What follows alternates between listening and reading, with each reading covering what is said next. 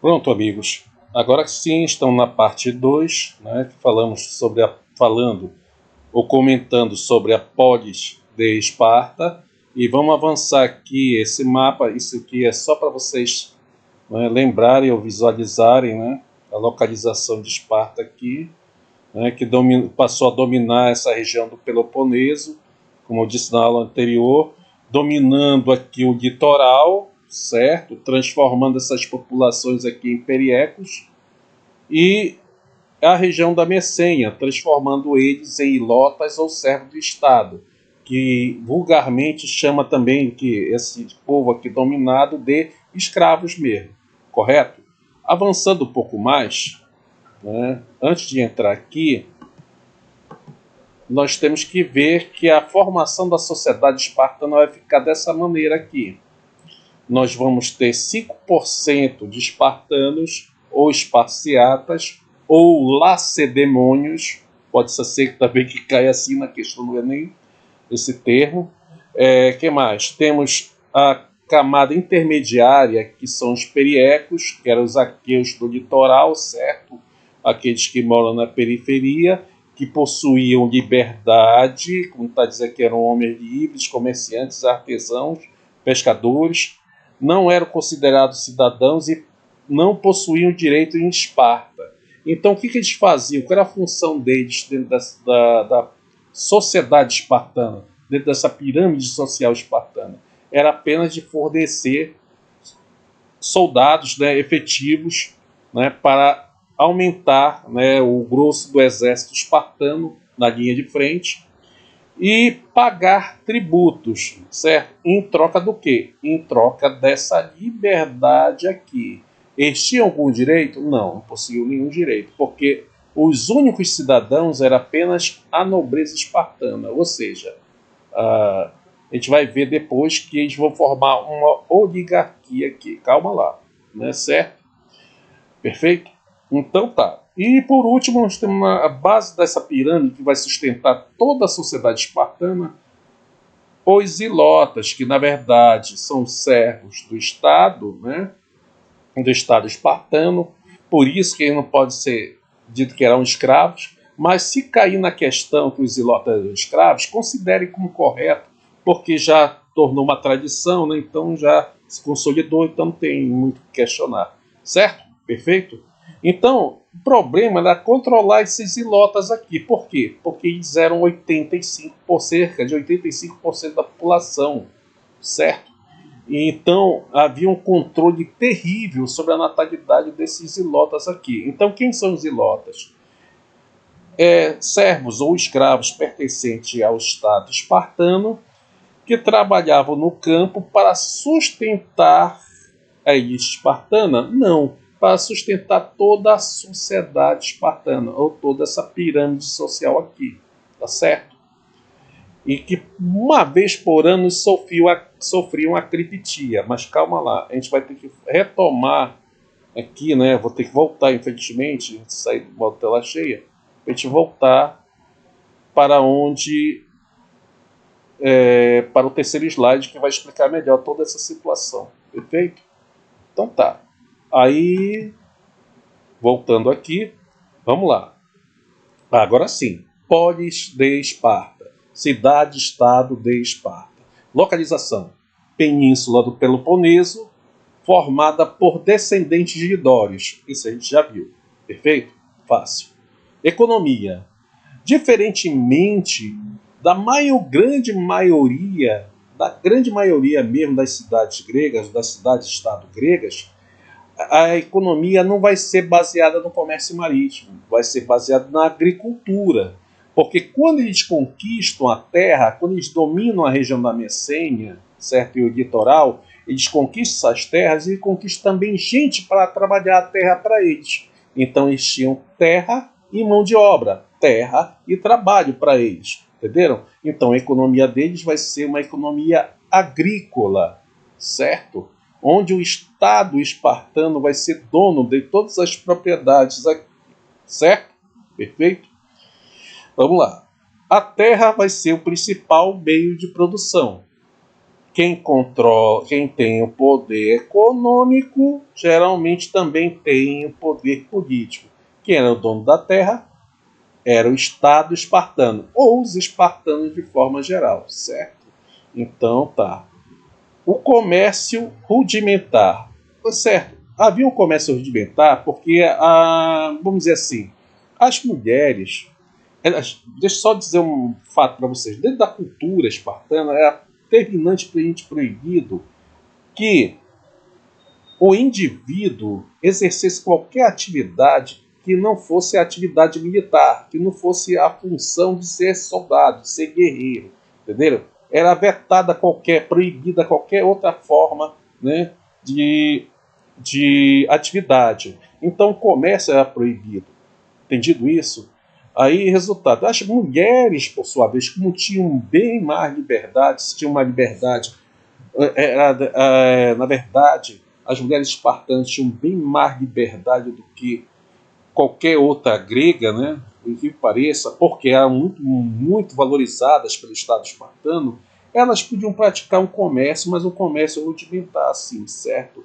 Agora, também, quem fazia o comércio para eles? Ora, quem fazia o comércio para eles eram os periecos, que eram comerciantes, artesãos, pescadores, certo? E que pagavam o fruto desse comércio através de tributos. Poderia ser mercadorias, né? Conforme fosse, não sei.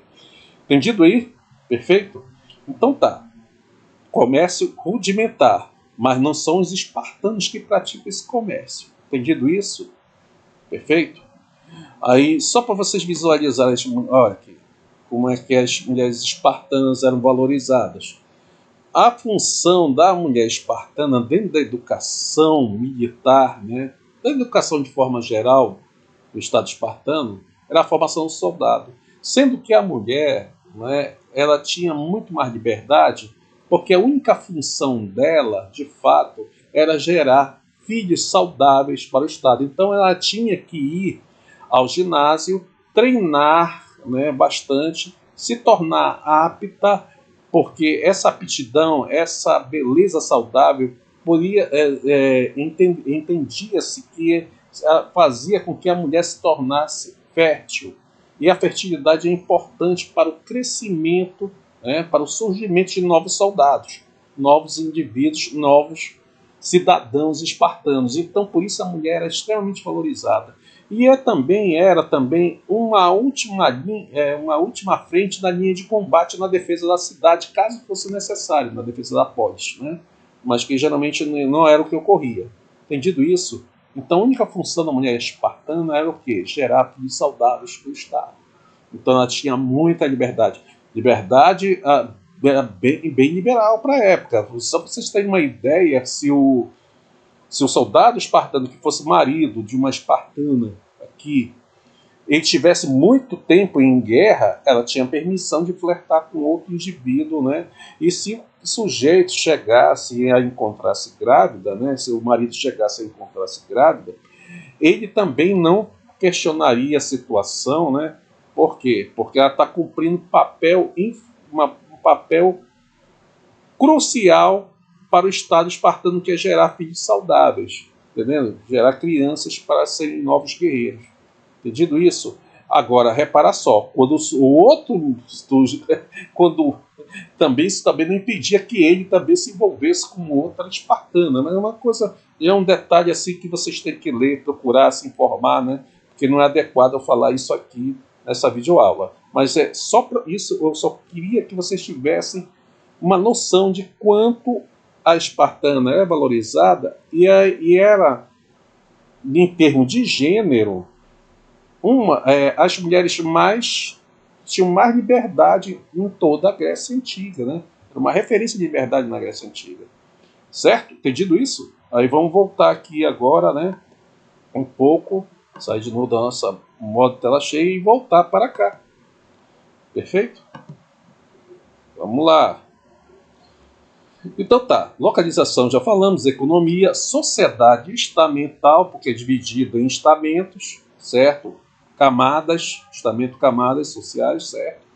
Com pouca mobilidade social, ou seja, eu coloquei pouca aqui, na verdade não tinha mobilidade social, né? Mas eu coloquei pouca por causa de umas situações que poderiam ocorrer.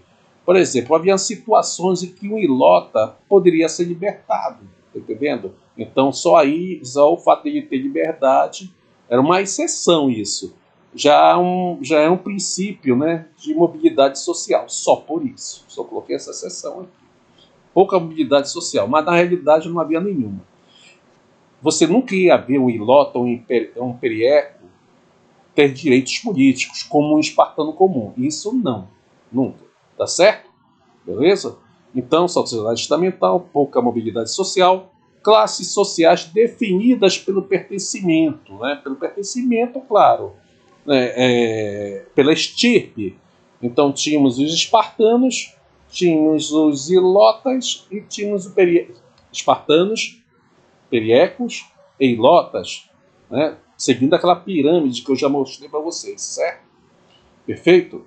Olha aí, espartanos, periecos e ilotas. 4. Política. A política era oligárquica. O que significa oligarquia? Governo de muito ou governo de poucos? Governo de poucos. Olig, poucos. Arquia, poder.